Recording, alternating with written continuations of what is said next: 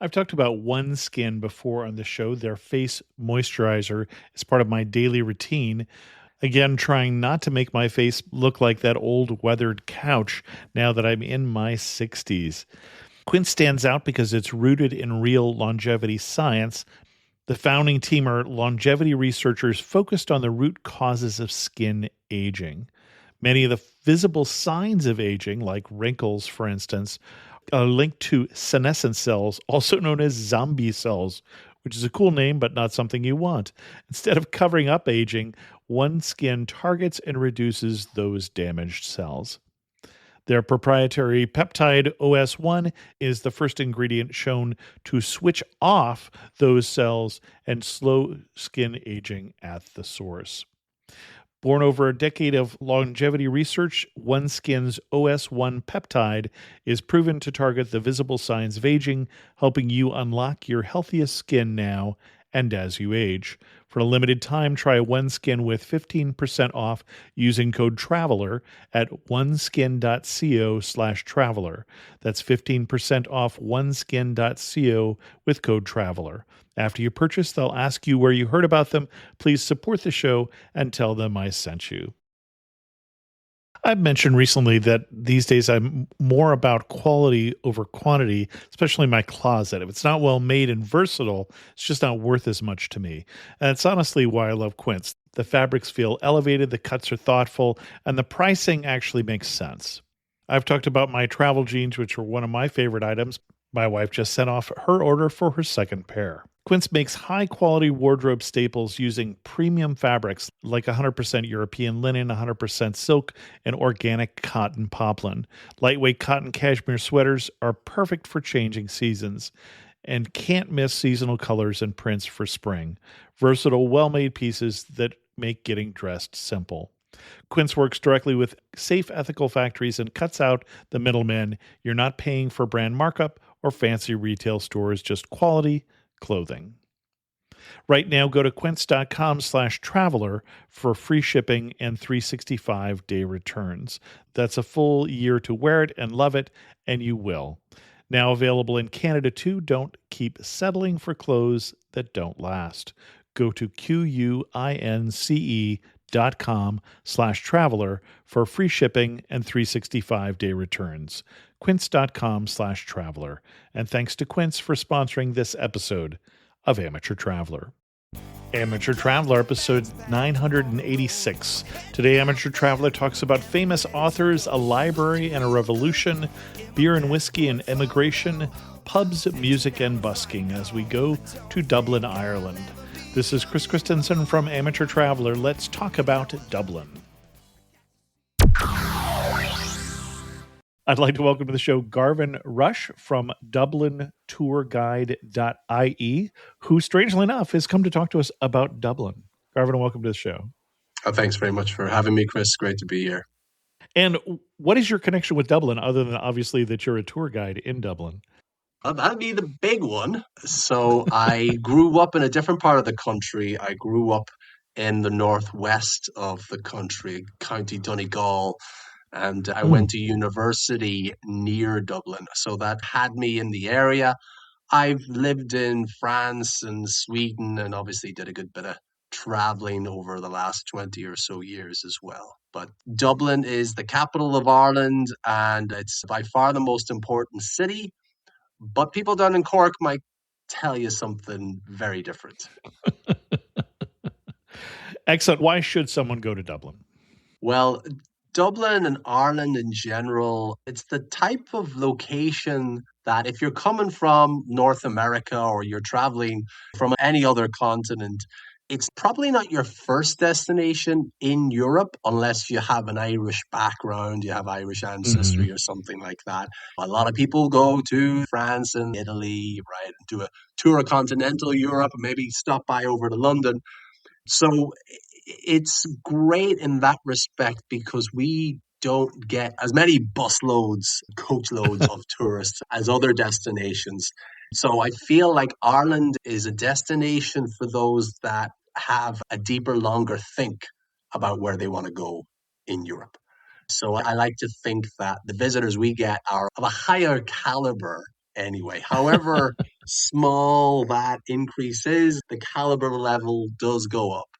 Now, Dublin, it is the capital, it's the biggest city in Ireland. And coming to Ireland, it's quite special for anybody, even if you don't have that Irish connection.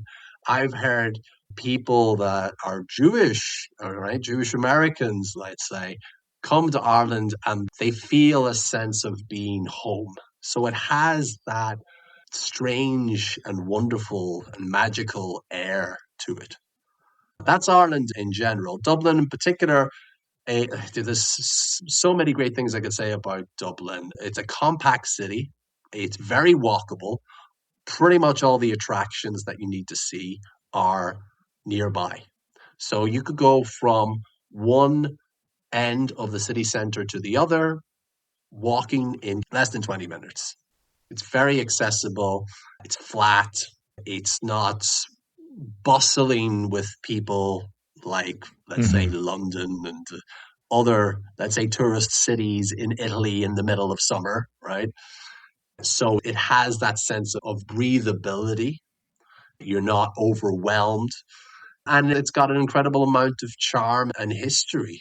When you're coming to Dublin, you're coming to a place that's interesting on so many levels. Here's a city that was British for over 700 years and has only been Irish officially for 100 years. So we're still in the process in Dublin of coming to terms with that, understanding that, and adapting to that. And by that, people are trying to understand Dublin as our home. Dublin was British, Dublin is Irish, but without the British parts, it's not Dublin. So you have to have the Irish parts and the British parts to make it Dublin. And you'll see that as you walk around, you'll see the old Parliament building, which is now the Bank of Ireland building. It's right in the centre of town, it's right beside Trinity College. And in the pediment, which is the big triangle thing, right? The architectural triangle thing that you'll see atop classical buildings, or in this case, neoclassical buildings.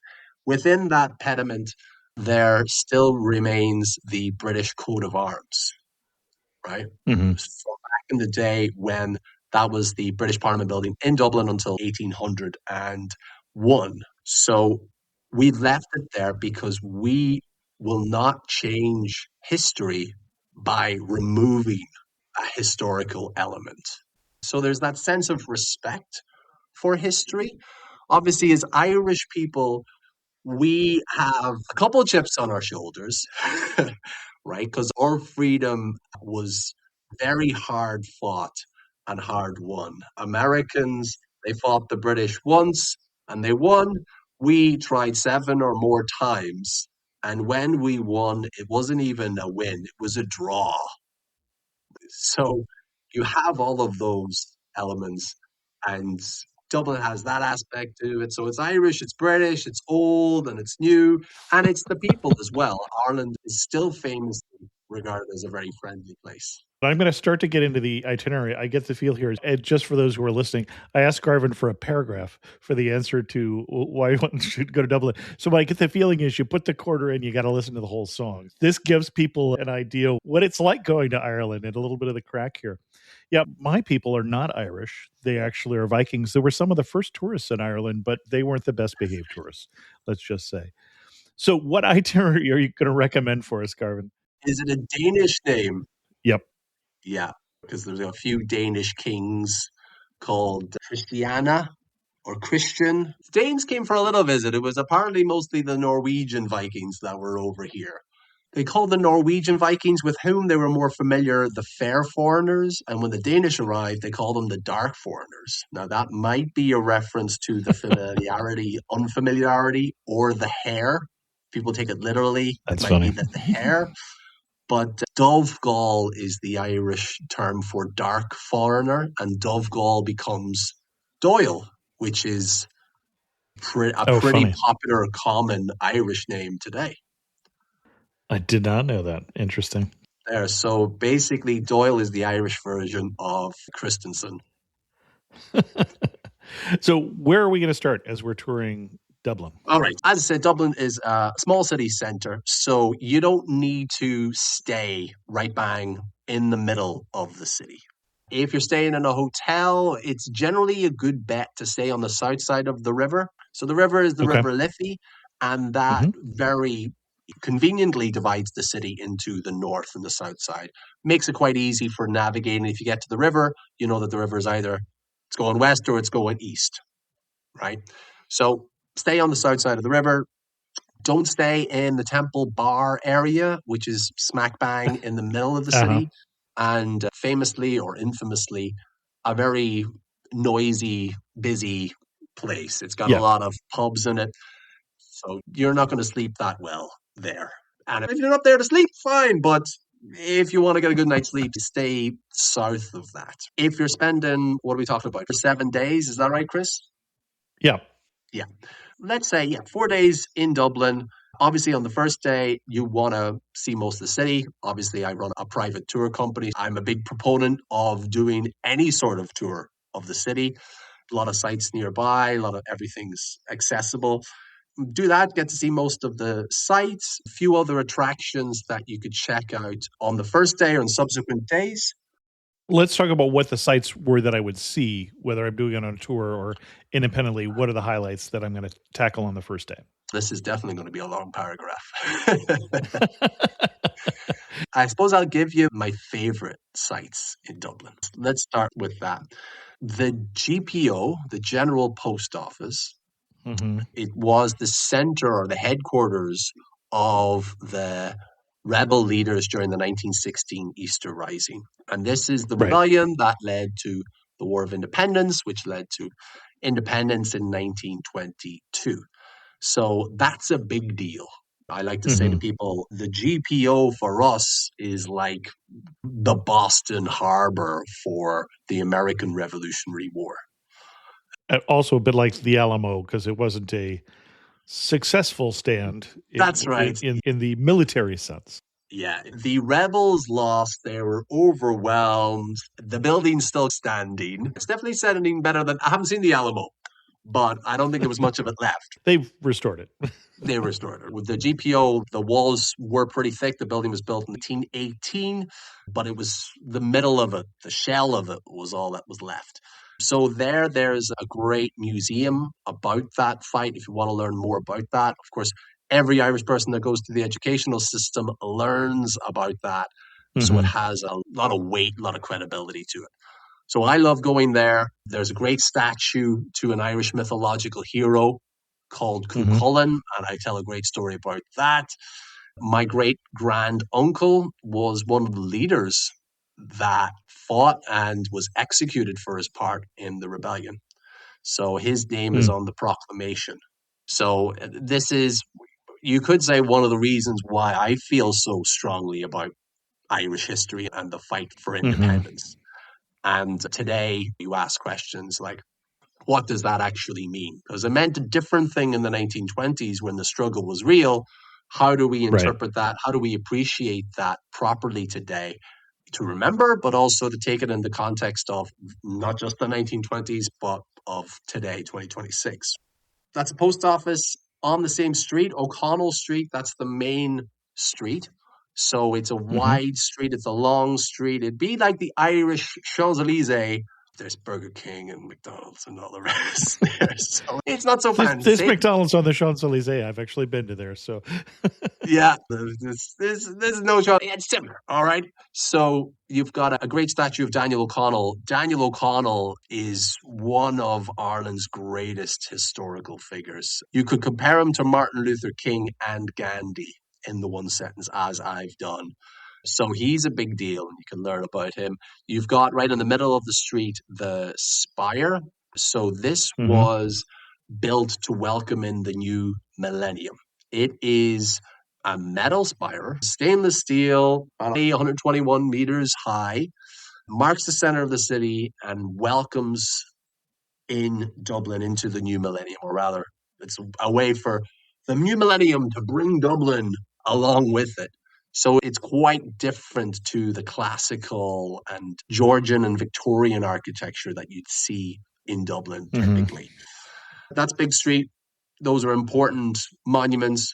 Going south, then, you're going over the O'Connell Bridge and you're looking up the river to the west, and you'll be able to see the Halfpenny Bridge, which is one of Mm-hmm. these icons of the city. So it's a beautiful white bridge. It was one of the first wrought iron bridges in the world way back in 1816. Yeah, it's one of these charming icons of the city.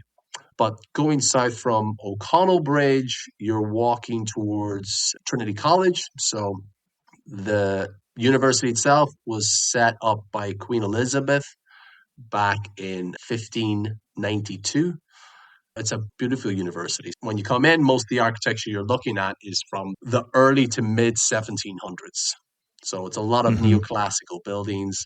And then you go into the old library of Trinity College, and it's just full of oak, vaulted ceilings, bays where there's still some books in there. They're getting ready to refurbish it, and they can't quite come to terms with the idea of closing the doors for a couple of years. So they've been delaying that Huh. again and again. And now it seems that they're set on closing in 2027. So if you're Oh, listening to okay. this, you're interested in going, check out the website, check out some news because they might have moved that forward to 2037. We'll see. Well, and have they announced what they're going to do with some of the well-known exhibits like the Book of Kells, which a lot of people come to see, the illustrated volumes? Yes. So they're going to have, this is what we've been told, they're going to have that in a separate building. Okay. And I guess they'll have a fraction of the displays Mm-hmm. and exhibitions that they have normally accompanying it. So it will be visible, but just the library will be getting fixed up in the meantime. But Okay. beautiful library. It's one of the most beautiful libraries in the world. I would say top three, but hey, I haven't been to all the libraries. It's up there. It's on my list as well. I don't know if I've ever ranked that list, but yes. Trinity College, if you leave Trinity College, then you go into the south side and you can pass by bookshop called Hodges Figgis. And if you can spell that, you'll get a golden star. So Hodges,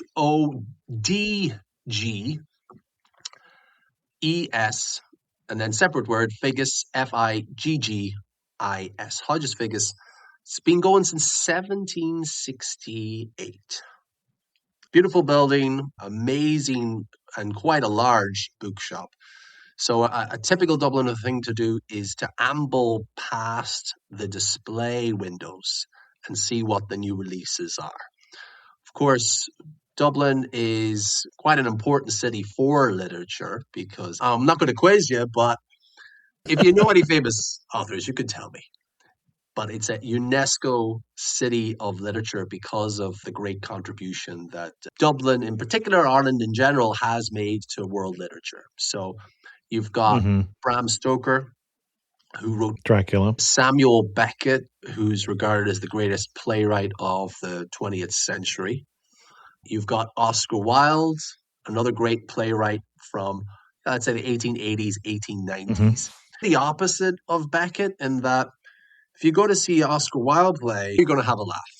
So you'll Yes. have some wine, and then there'll be a break, and then maybe you'll have some more wine, and you're having a great evening out.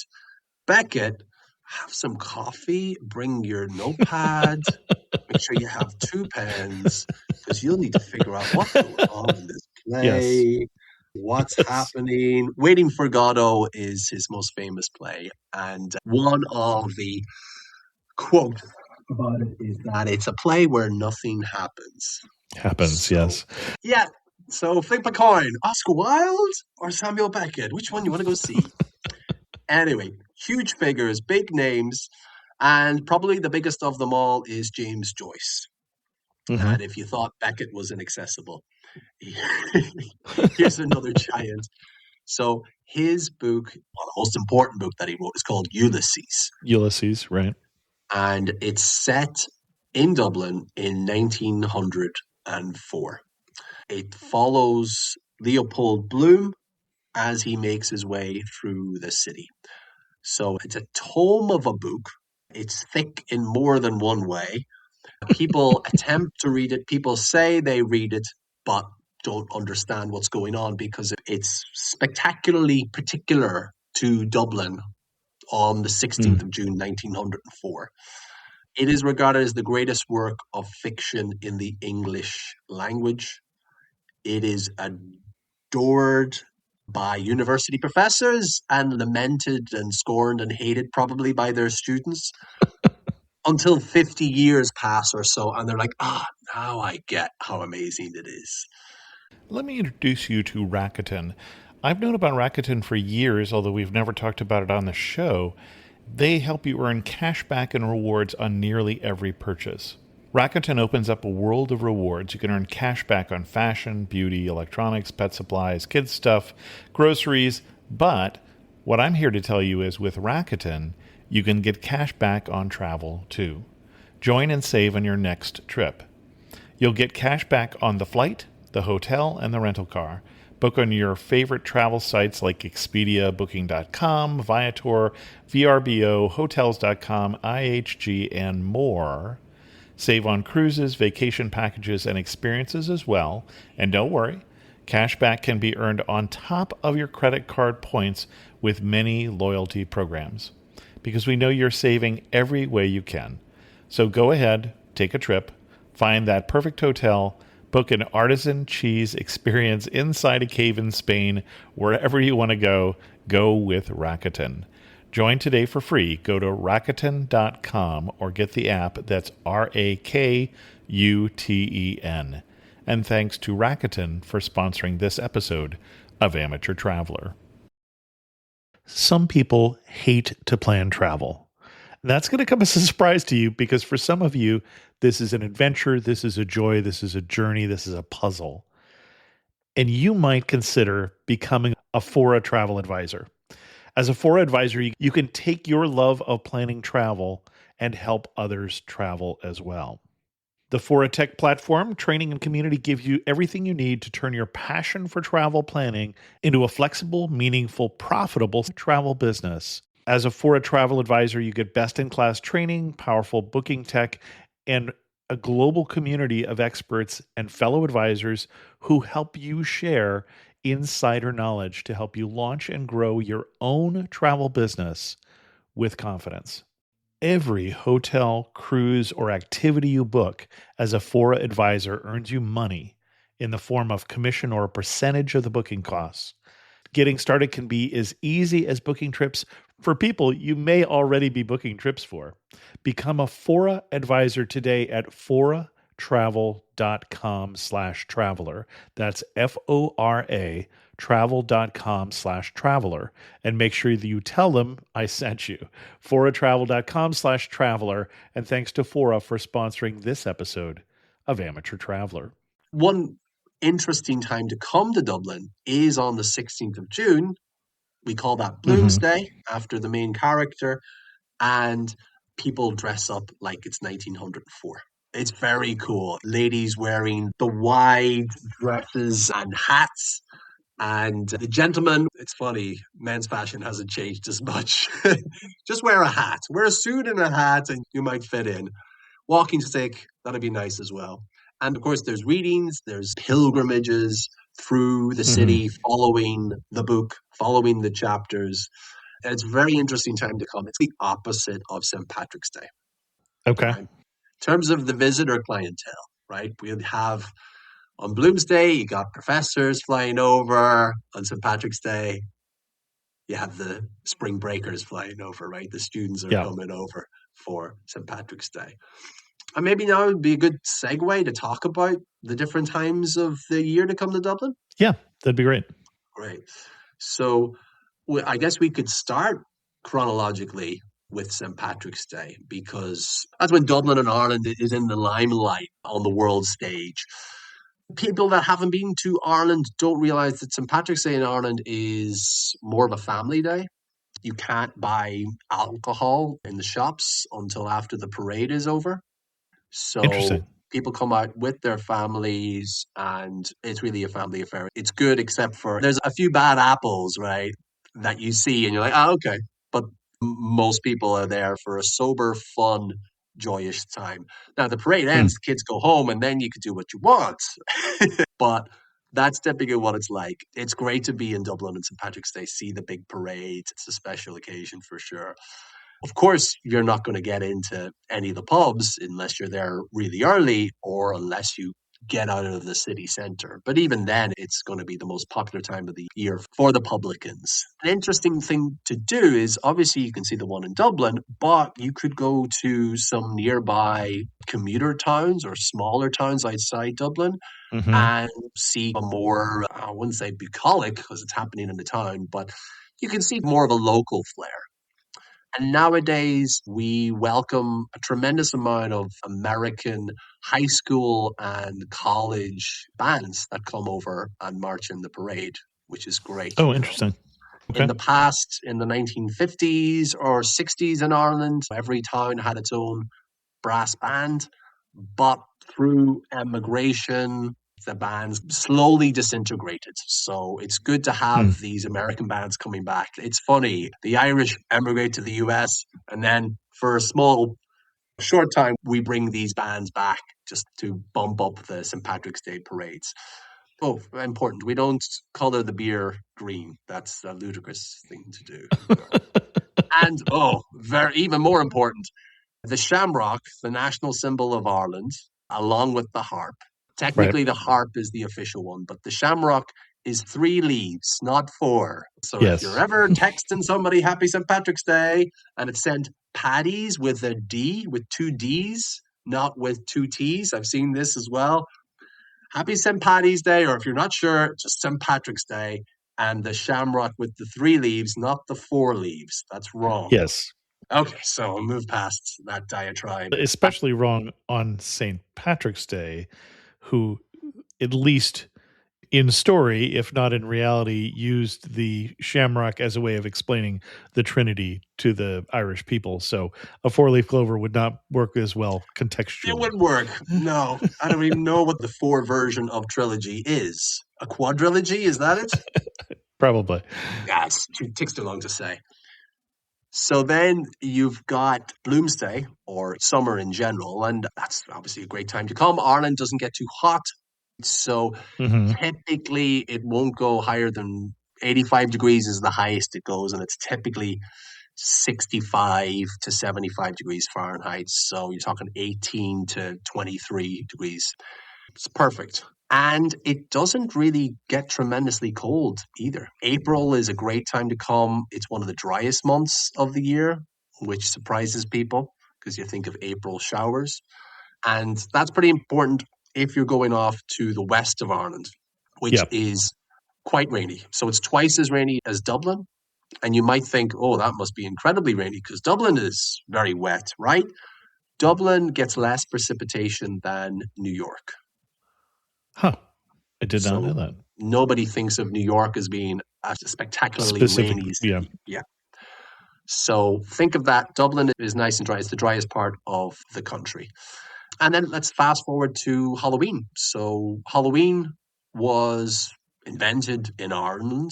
Halloween is originally Samhain, right, the Irish word, and Okay. Samhain was Celtic New Year. So the harvest had finished. You're Yeah. Yeah. locking up everything, so to speak, for the winter. Who knows? It's winter. You might die, right? So there's a celebration, a big celebration of the year, and people lit bonfires, which is something we still do today in Ireland. Hmm. And people would drive cattle between the bonfires to purify them and save them from the coming winter and, of course, from all of the demons.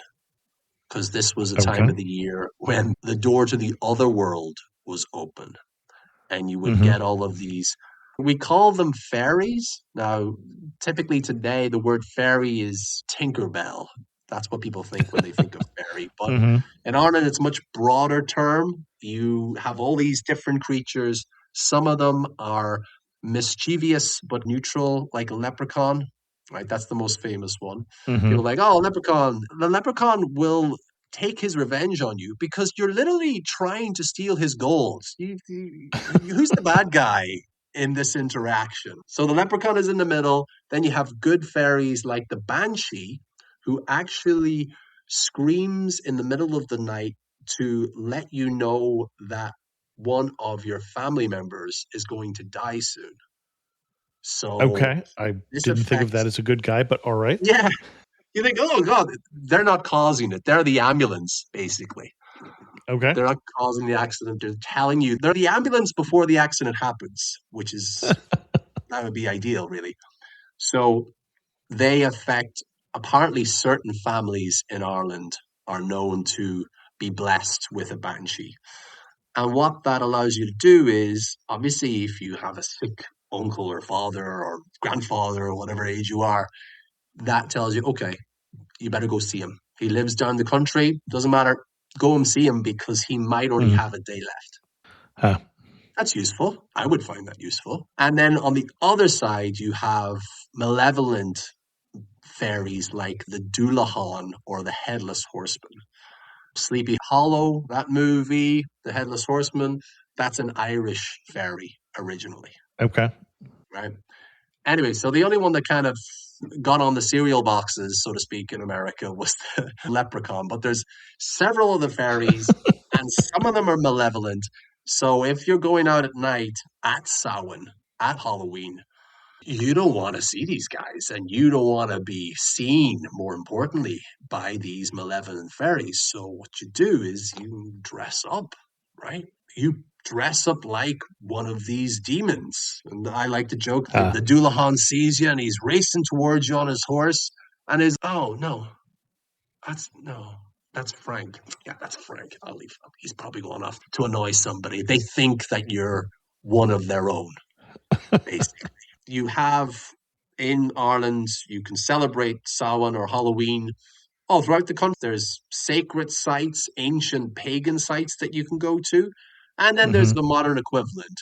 The capital of Halloween in Ireland today is Derry. So Derry City up in Northern Okay. Ireland. I went there for Halloween this year. It was great. So they have a parade, a Halloween parade followed by a fireworks display. It's fantastic. We don't really do fireworks at New Year's Eve. We save them for Halloween. Some people, you'll be setting them off throughout September, which is weird if you know that Halloween is the end of October. Yep. All right, so that's Ireland. In terms of the weather, don't worry much about the weather unless you're going to the west. In that case, you're just flipping the coin. And as we say in Ireland, people don't come to Ireland for the weather. You're not going on a sun vacation. You're not lazing around the beach. You're going off exploring all the history and culture and heritage that there is here. It's a small place by American standards. The Republic of Hmm. Ireland is the size of West Virginia, Yep. but it's dense. So anywhere you're traveling in Ireland, there's a lot to see. So if you're staying in Dublin, you're going to be in Dublin for preferably 2 or 3 nights, and then you'd probably head off to see the rest of the country. If you're using Dublin as a base, that can work, but you're talking about long days. So if Yep. you were go Yeah. from Dublin over to the cliffs of Moher, which are these famous, spectacular Yep. cliffs on the west of the island, a lot of people go there and they take that 13-hour day to drive over there, see the Yeah. cliffs, Don't do that. go to Galway, and then come back again in the same day. And you're just overly tired. You're pretty much hung over the next day in terms of your energy. So Well, I'd and I'm going to recommend, pull you back to Dublin because no we problem. actually have another show about the Cliffs of Moher. In terms of that, finishing up the first day or what you would do the second day in Dublin. Yeah. So on your first day, see most of the city. If you're flying in that day from North America on a red eye, probably don't want to pack in too much on that Yep. first day. A 3 hour walking tour is what we do with a break halfway through for coffee. We have a 5 hour tour as well. It's more comprehensive. That's a good jet lag breaker because you don't I would worry think about. it's also because you have trouble fitting everything into a 3-hour tour would be my guess here, but For sure. Yeah. Yeah. So after that, then on your first day, if you do want to go to Guinness, the Guinness Storehouse, that's the day to do it because you're a bit tired, and Guinness, you do that at the end of the day. Let's say 5 o'clock, or 4 o'clock, or 3 o'clock even. In the summer, they're open a bit later. You could even go at 7 o'clock in the summer months. And it's got the accolade of the best tourist attraction in the world. So you can look that up. It won that award. So it says a lot about what the experience is like. It's pretty good. It's pretty good. For me and a lot of locals, the best thing is getting the Guinness and standing on the top floor and looking out, and you have this great 360 view of the whole city. And that's particularly impressive because Dublin is a very low-lying city. Mhm. There's no skyscrapers. So you can see all the churches and everything else, right? It's a great end to the visit of the Guinness Storehouse. And I have been there, but I'm not sure that everyone can picture what you're talking about. But it's a 5-story building, I want to say, more museum and bar at this point than factory. Oh, yeah, you won't see any of the beer being made. You'll walk through the experience, you go up each floor. I think the gravity bar might even be the seventh floor. Okay, I could. It's been a few years since I was there. Yeah. But yeah, there's a lot of it. And most buildings in Dublin are 4 to 5 stories high. Yep. And they're normal stories, whereas this is a big building. There's Guinness, there's also Jameson. These are the two big attractions that a lot of people want to go and see. And that's fine, they're good attractions. The downsides are Guinness, you can't see the beer being made. You can see some other breweries in Dublin, Hmm. craft breweries, where you can actually get that experience. And likewise with Jameson, in Dublin, they don't make the whiskey there anymore. Right. It's made down in Middleton, County Cork. So if you're looking to see a working distillery, there's Teeling, which is Teeling, and it is a working distillery in Dublin City, in the same kind Okay. of area, in the Liberties area, which was the old industrial brewing and distilling part of the city.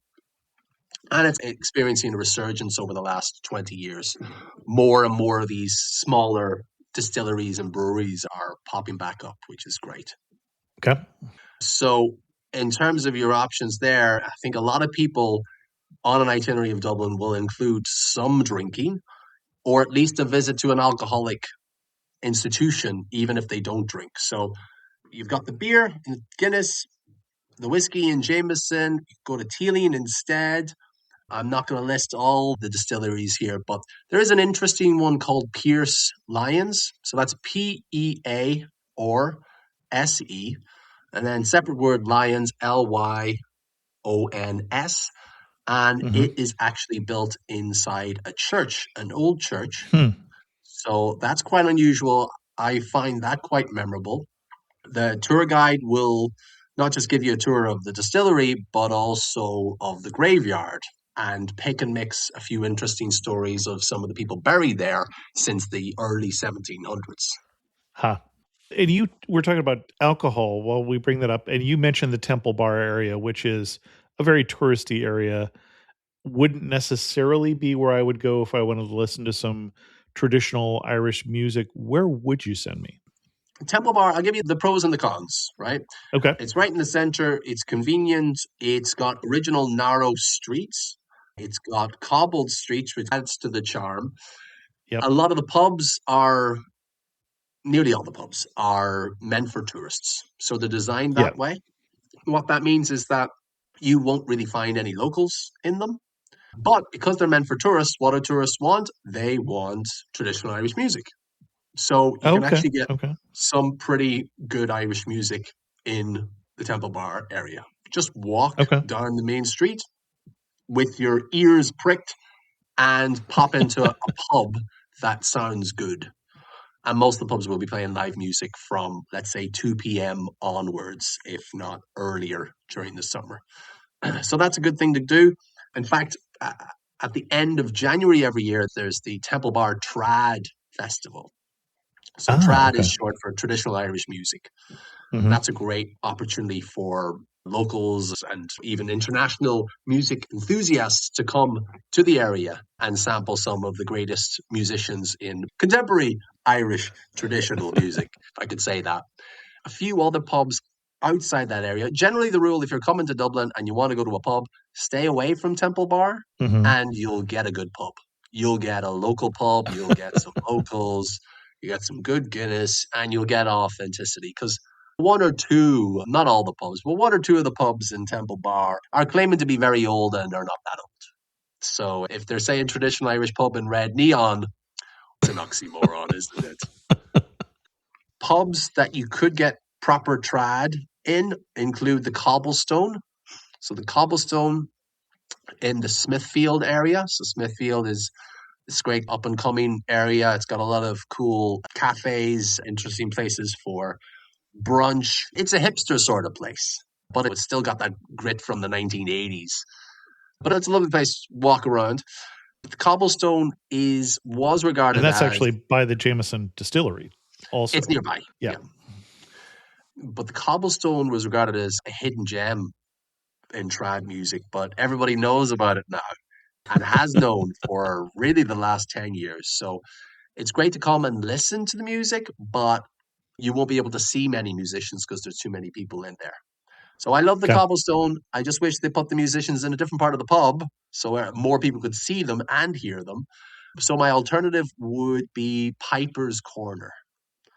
Piper's Corner on the other end of town. It's east of O'Connell Street, and they host trad sessions, more of a local crowd there, and far easier to see and hear the musicians playing. Excellent. What other sites would you recommend that we can't leave Dublin until we've seen what? So I won't mention monuments, but I'll talk Okay. specifically about attractions like visitor centers, so to speak. Okay. So there is the old library of Trinity College that contains the Book of Kells. We Yep. mentioned that. I don't know about you, but I worked hard for my money and I like keeping it. Unfortunately, traditional big wireless carriers also seem to like keeping my money too. Before Mint Mobile asked about being a sponsor in the show, I was already looking at Mint Mobile because what they offer, the same towers, the same service for less money, was something that appealed to me. After years of overpaying for wireless, I was fed up with the crazy high wireless prices and bogus fees and free perks that actually cost more in the long run. Bring your own phone, activate with an eSIM in minutes, and start saving immediately. No long-term contracts, no hassle. If you like your money, Mint Mobile is for you. Shop plans at mintmobile.com/traveler. That's mintmobile.com/traveler. Upfront payment of $45 for 3-month 5 GB plan required, equivalent to $15 a month. New customer offer for first 3 months only. Then full price plan options available. Taxes and fees extra. See Mint Mobile for details. And thanks to Mint Mobile for sponsoring this episode of Amateur Traveler. What if I told you that most of the modern day self-help advice you've been hearing could actually make you worse? The key to a better life isn't about feel-good gimmicks that sound catchy. The Mentally Stronger podcast gives you access to a licensed therapist who shares science-backed tools that will actually change your life. Hi, I'm Amy Morin, psychotherapist, mental strength trainer, and international best-selling author. In each episode, we cover research-backed strategies, like how to stop relying on willpower and start creating habits for lasting change, and the 5 mental strength building exercises you can do from your couch. I also speak to world-class experts like Dr. Nicole Kane, who shares how to permanently heal anxiety by addressing the root cause. With over 200 episodes in our catalog, this podcast is for you if you're ready to crush self-doubt, conquer challenges, and become stronger than ever with therapist-approved strategies that can change your life. Listen to Mentally Stronger with therapist Amy Morin wherever you get your podcasts. The National Museum of Archaeology and History, Ah, okay. that is amazing. That's probably the best attraction in Dublin in terms of the value Interesting. that's within it. So it has objects that go back 9,000 years. which is difficult to comprehend. It has the bog bodies, which were, Yeah. you heard about these? Oh, sure. Yeah. Yeah. So they're very well preserved in the peat, in the bog, and they were discovered in 2003, and they're over 2,000 years old, but the hair, the stomach contents, skin, everything is still intact and visible there. The stomach contents are not visible, thankfully, but it's still in there. So you've got that. You've got the Epic Museum. So I love this. This is an attraction that's less than 10 years old. It's the Irish Emigration Museum. Immigration Museum. So it has the word museum, but it's not your traditional dusty one like the National Museum. It's newer. There's a lot of screens. It's very engaging, easy to spend 2 hours there. And it tells the story of how so many Irish people left Ireland and then went to not just to America or Britain, but all around the world, and talking about the descendants of Irish people. Obviously, you're talking about JFK, but you're also talking about over a dozen US presidents. Talking about Charles de Gaulle from France had Irish ancestry. The forefather of Chilean independence, Bernardo O'Higgins. Oh, Obviously O'Higgins, sure. Irish background. The man who created the Argentinian Navy was also had an Irish background. Right. So there's all these amazing stories. So that's a great one. I would heavily recommend these four things that I'm telling you about. The museum, the difficulty level is 5 out of 5. The Epic Museum, difficulty level, probably 3 out of 5. The next one I'm going to tell you about is Kilmainham Jail. So if you try to spell that, you'll have some difficulty, but just type in Dublin and then type in Gaol, and that'll get you Kilmainham Jail. That is a jail from 1796 or thereabouts, and it's amazing. So it's where so many of the great rebels and Irish figures had been imprisoned over the years. If you go there, you'll hear about it's like going to somewhere in America where, this is where Martin Luther and Abraham Lincoln and George Washington were all interred at the various times. So it has nearly the whole pantheon of important Irish figures interred there. And it's where, most importantly, where the leaders of the 1916 rebellion were executed. Right. Way back in 1916. It's a brilliant place. The guides are fantastic. It's high in demand. So if you're going there, you do need to book online, and you should do that a month in advance. You need to check that out. They do release tickets at about, 9:15 or 9:30 in the morning. So be it's online. a tad early from where I live, but right. Yeah. If you're in Ireland and you want to get them, you can get them online at that stage. So those are my 4 great attractions in Dublin. Obviously, you can see the 2 cathedrals, Christchurch Cathedral, St. Patrick's Cathedral. I think they're both fantastic, but you need to understand the context before you go there. I think a lot of people will go to St. Patrick's Cathedral because they think St. Patrick, Ireland, the Irish are Catholic, the cathedral must be Catholic, right? But it's not, right? And it hasn't been Catholic for 500 years. So it is the national cathedral. Even today in Ireland, which at least up until the 90s was a very Catholic country, and Catholicism is very important to us historically, but St. Patrick's Cathedral is a Protestant cathedral. So if you go in there, you're going to get a great glimpse into what Dublin was like before Irish independence. So this is showing you the British heritage of Dublin. And it's quite unusual for Irish people to go in there to visit and see, wow, there's British flags in here for British Army regiments. And there's monuments to the wars in China and Burma. So the first time I went in there, I was quite shocked at that. You don't see that in Catholic churches in Ireland. Of course, besides that, it's a fascinating cathedral in general. You see an old monument of St. Patrick in there, some ancient grave slabs. It's just chock-a-block full of things. So I'd recommend going to it, but as long as you understand that context, you'll understand Yeah. the cathedral. Of course, Dublin has a lot of great green areas. So if you want to take a break, St. Stephen's Green is probably the most beloved part of the city for Dubliners. And in summer, of course, there's events in St. Stephen's Green, or more likely Merrion Square. So that's MERION. They'll have events in there throughout the summer in particular. And one of the best streets to visit is Grafton Street. And by that, I mean, it's mostly for Dubliners in terms of shopping. So you're not going there for the shopping unless you need to get something real quick in Lululemon, but you're going there for the buskers. So you're going there for the street performers, which are mostly musicians. And it's great to walk up and down the street and see some fella playing a classical guitar, some other fella playing some Japanese instrument that I don't know how it works, but it's interesting and I like the diversity. And then you get somebody with acoustic guitar, of course, playing something that you've heard 7 million times on the radio already. And then you get someone playing their own song. So it's good to have the mix. And every Christmas, there's a charity event set up called the Big Busk on Grafton.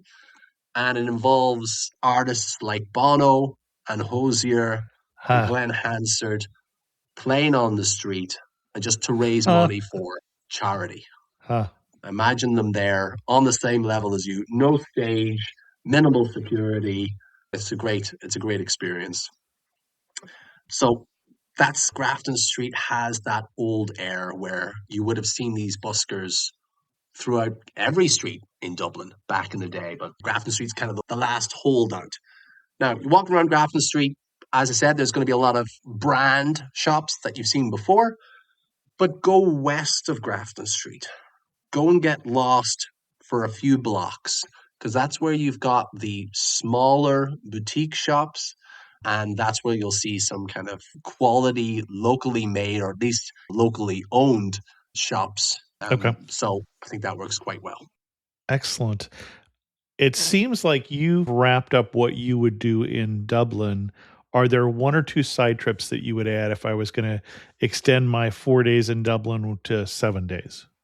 You've got the city centre, as we mentioned there. If you want to take nice little day trips from there, Howth, Howth, is this peninsula to the northeast of the city centre, by 40 minutes on the bus or train. And it's a lovely seaside town. So it's great to go there and go to the summit of the peninsula and walk down along the coast. Great way to get some fresh air, just escape the city, feel a bit of space, and then have an Irish coffee in the Abbey Tavern or go have some great seafood. Probably the best place in the area, including Dublin City, for seafood is Howth. Right? Okay. And if you were really adventurous, you could go to Lambay Island, which has wild wallabies.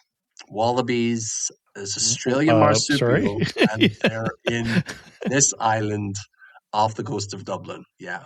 Lambay, Lambay. There's also a distillery there, Lambay Distillery. Pretty good if you like your whiskey. But that's something unusual. So obviously, first-time visitors, you probably just want to do the usual stuff, hit the main attractions, check out Howth in general, and then going south from Dublin, County Wicklow is the next county. And that's a great one if you only have a whistle-stop tour in Dublin. If you're only there for a little while, go to Wicklow, because that will show you Ireland in miniature in a lot of ways. It's known as the Garden of Ireland. It's got a national park, there's mountains, there's a lot of greenery and forests. So it's a beautiful place to see the famous 40 shades of green that people talk about. It's a wonderful monastic ruin called Glen Da Loch. That's one word.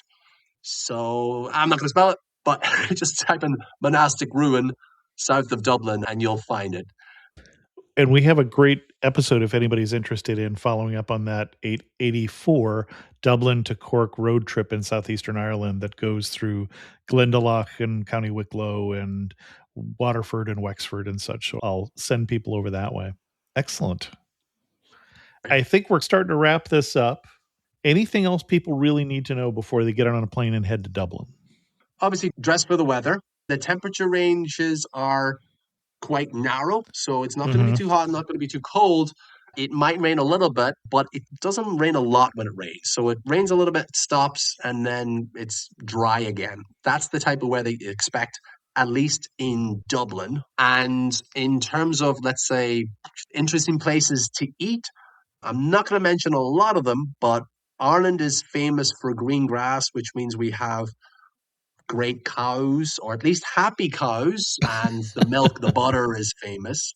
And thankfully, recently, like in the last 20 years, let's say, we have some good ice cream companies. Is Murphy's.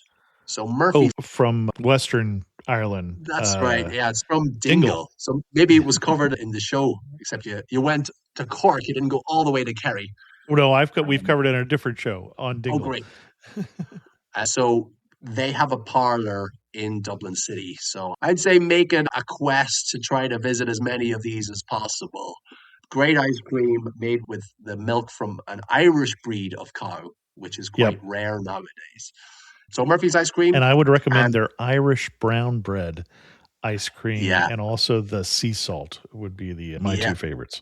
Free samples, start with the sea salt, then brown bread, and then I always go with the gin then. I haven't had that one. That's quite interesting. And then another one is Butler's Chocolate Cafe. So that's an Irish chain, and they do a fantastic dark hot chocolate. It's the best hot chocolate I've ever had. Dark hot chocolate at Butler's. Yeah, you'll feel satisfied as you're halfway through it. Excellent. As we go to wrap this up, got a couple standard wrap-up questions. One is, you're standing in the prettiest spot in Dublin. Where are you standing and what are you looking at? Ooh, that's a tough one. Now, it might be Fitzwilliam Square. Interesting. Okay. Because they have, so it's a square, it's got a park that's actually still private. It's the last private park in Dublin. And a lot of the buildings are nearly all of them are from the 1790s, and they're pretty well preserved. And if you could remove the cars, it almost would bring you back in time. Oh, interesting. And you're right down there by the canal where my daughter and son-in-law got engaged. So I have a fondness for that part of the city. Where along the canal, though? Right about a block from there, or 2 blocks from there. Was there, you don't remember a particular part of the canal? Oh, it's about right by, I would say, across from the Marispill Hotel, if I had to guess. Yeah, that's a lovely place as well, because it's a great walk to work if you're walking along the canal there. Yep. There's always some ducks and herons around there. Yeah, but for me, I think just Dublin specific, what it's famous for is that architecture from the 1700s, that red brick buildings, townhouses from that period. That's quintessentially old Dublin. Yeah, I think I'd choose that one. One thing that makes you laugh and say only in Dublin. Ooh. I don't know if this is Dublin specific, but it needs to be an anecdote, right? So I'm there on my bike and I'm coming towards O'Connell Street and I'm cycling along and there's another cyclist beside me and I said, "Blatant taxi drivers think they own the road." And then he swerves without looking or indicating all over the road. And I'm like, at least the taxi drivers know how to use the road. So I guess it's funny. I think everywhere in the world, people are complaining about the cyclists and the taxi drivers, but it's just the accent, right? Blatant taxi drivers. They think they own the road. Excellent. And if you had to summarize Dublin in 3 words, what 3 words would you pick? Let's see. go. It's interesting to see an Irishman at a loss for words. So, 3 words to describe Dublin. Yep. I'd go with town. Okay. Because of the cohesion of the city and the feeling of it. Like, Irish Okay. people are not really used to living in cities. Cities are, for the most part, a foreign introduction to Ireland. So people like the sense of familiarity and closeness and smallness, and that's why we call it a town rather than a city. So town would be one, and I suppose gritty would be another. Okay. And the third one would probably be real. Okay. As in authentic, right? So there's not that much pretentiousness in Dublin. At least Dubliners take people down a notch if they have that sort of attitude. Excellent. So I suppose I could leave you with one last thing in that respect. People make jokes about Bono from U2. Sure. And they say things like, what's the difference between God and Bono? God doesn't walk through the streets of Dublin pretending to be Bono. And there'd be graffiti, Bono has a big head and things like this. Now, I don't believe with them. I like Bono, but these are what like Dubliners say. Just because he's successful, right? And people want to take funny. successful people down a notch. So it has that element that makes it real and takes away the pretentiousness. Excellent. Our guest again has been Garvan Rushe from DublinTourGuide.ie, and I will put a link to that in the show notes, of course. And if you haven't gotten enough Garvan, I think you could easily get more by booking him as a tour guide on your next trip to Dublin. Anything you would say about that, Garvan, before we wrap it up here? Yeah, thanks, Chris. Yeah, obviously check out the website.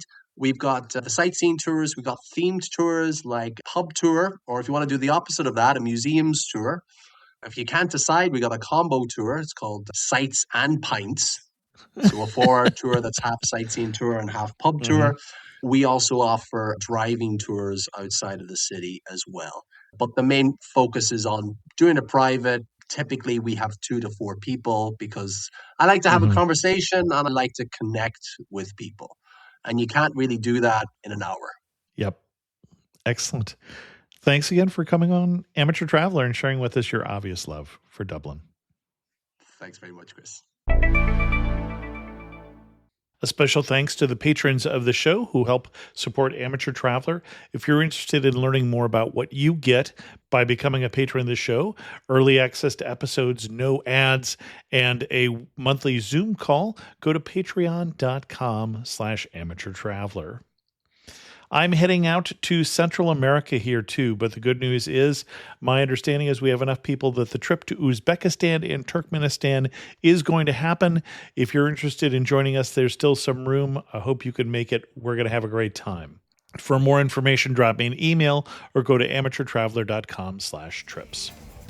With that, we're going to end this episode of Amateur Traveler. If you have any questions, send an email to chris2x@gmail.com, or better yet, leave a comment on this episode at amateurtraveler.com.